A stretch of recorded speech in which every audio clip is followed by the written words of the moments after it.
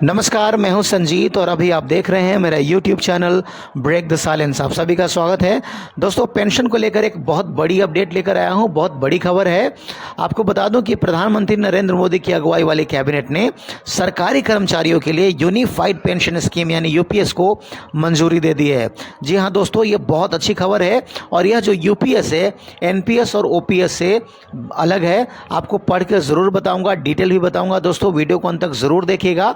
आपसे रिक्वेस्ट है, अगर आप मेरे चैनल पर नए हैं तो आप लाइक करिए, शेयर करिए, सब्सक्राइब करिए, ताकि ऐसे ही इंपॉर्टेंट अपडेट्स आपके समक्ष में लाता रहूं।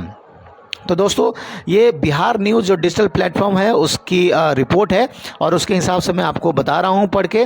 देखिए क्या लिखा हुआ है कि केंद्र सरकार ने पेंशन को लेकर शनिवार को बड़ा फैसला लिया है। प्रधानमंत्री नरेंद्र मोदी की अगुवाई वाली कैबिनेट ने सरकारी कर्मचारियों के लिए यूनिफाइड पेंशन स्कीम को मंजूरी दे दी है। जी हाँ दोस्तों, क्या है आपको बताऊँगा। आगे लिखा हुआ है कि अब पुरानी और नई की जगह यूनिफाइड पेंशन स्कीम शुरू की जाएगी।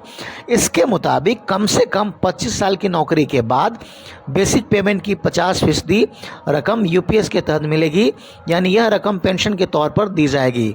तो दोस्तों, आप कहेंगे फिर जिसकी 25 साल नौकरी नहीं बची हो, कई ऐसे भी होते हैं जो जब नौकरी लगती है तो 25 साल नहीं हो, रिटायरमेंट तक उनका 25 साल नहीं बचता है, तो उनको कैसे मिलेगी। आगे लिखा हुआ है इसमें कि वहीं 10 साल की नौकरी के बाद कम से कम 10,000 रुपये पेंशन के तौर पर भी मिलेंगे। तो ऐसा है कि अगर 10 साल नौकरी आप कर लेते हैं तो कम से कम 10,000 रुपये पेंशन के तौर पर मिलेंगे आपको।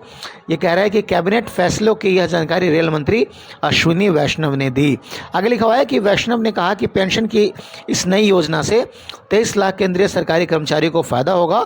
यह योजना 1 अप्रैल 2025 से लागू होगी। केंद्र सरकार के कर्मचारियों को नेशनल पेंशन सिस्टम एनपीएस और यूपीएस में से किसी एक को चुनने का विकल्प दिया जाएगा। तो देखिए दोस्तों, इन जो वाक्य है इस लाइन से तो यही पता चलता है कि अभी पूरी तरह से एनपीएस ख़त्म नहीं किया है, यानी ख़त्म नहीं किया है। इसमें आपको विकल्प दिया जाएगा। तो एनपीएस तो रहेगा ही रहेगा, लेकिन आपको चुनने का मौका दिया जाएगा। अभी जो न्यू एम्प्लॉय है, जिनकी सिलेक्शन होगी या जिनकी नौकरी लगी, उनके लिए है। जिनका ऑलरेडी एनपीएस चल रहा है, जो नौकरी में है, उनके लिए भी है कि कह रहा है कि मौजूदा केंद्र सरकार के एनपीएस ग्राहकों को भी यूपीएस में स्विच करने का विकल्प दिया जाएगा। यानी आप ऑलरेडी कर्मचारी हैं और आपका एनपीएस में पैसा ऑलरेडी लगा हुआ है उसके तहत, तो आप यूपीएस में भी स्विच कर सकते हैं, आपको विकल्प दिया जाएगा। आगे लिखा हुआ है कि 8वां वेतन आयोग से लेकर ओल्ड पेंशन सब हो जाएगा क्लियर। 10 साल में पहली बार स्टाफ यूनियन से मिलेंगे पीएम मोदी।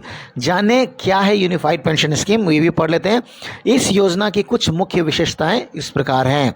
कम से कम 25 साल तक नौकरी करने वाले को रिटायरमेंट से पहले पिछले 12 महीनों में प्राप्त औसत मूल वेतन का 50% पेंशन के रूप में दिया जाएगा।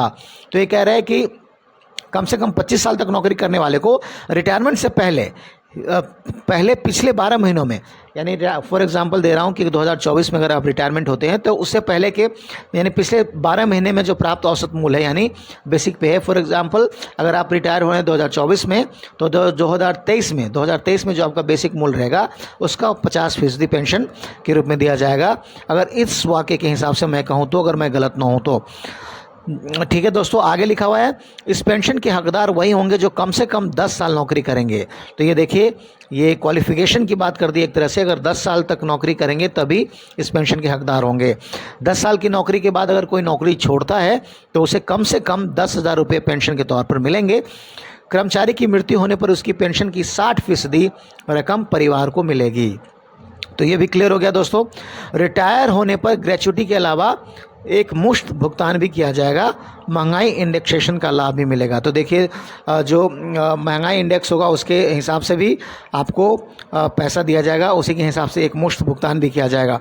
तो अच्छी खबर है दोस्तों। एनपीएस से तो काफ़ी बेहतर है, और काफ़ी बेहतर इसलिए कहूँगा क्योंकि एनपीएस में एक जो मार्केट वैल्यू है, जिस समय आप रिटायर होंगे तो उस समय जो मार्केट का वैल्यू होगा, आरओआई होगा, उसके हिसाब से मिलेगा। तो हो सकता है आपको नुकसान भी हो और फ़ायदा भी हो, लेकिन इसमें तो आपको एश्योर्ड गारंटी दी जा रही है कि इतना मिलेगा ही मिलेगा। तो ये बहुत अच्छी खबर है कर्मचारियों के लिए। ये देखने वाली बात होगी कि ये जो राज्य कर्मचारी पर है ये कब से लागू होता है। हालांकि ये वाला जो है आपको बता दूं 1 जुलाई 2025 से लागू किया जाएगा और उसके बाद ही माफ़ कीजिए 1 अप्रैल 2025 से लागू किया जाएगा। और जब केंद्र सरकार के कर्मचारियों के लिए लागू होता है उसके बाद राज्य सरकार भी लागू करती है। तो ये बहुत अच्छी खबर है दोस्तों। आपसे रिक्वेस्ट कर रहा हूँ कि अगर आप मेरे चैनल पर नए हैं तो आप लाइक करिए, शेयर करिए, सब्सक्राइब करिए, ताकि ऐसे ही इंपॉर्टेंट अपडेट्स आपके समक्ष में लाता रहूँ। अभी के लिए फ़िलहाल इतना ही। जय हिंद, जय बिहार।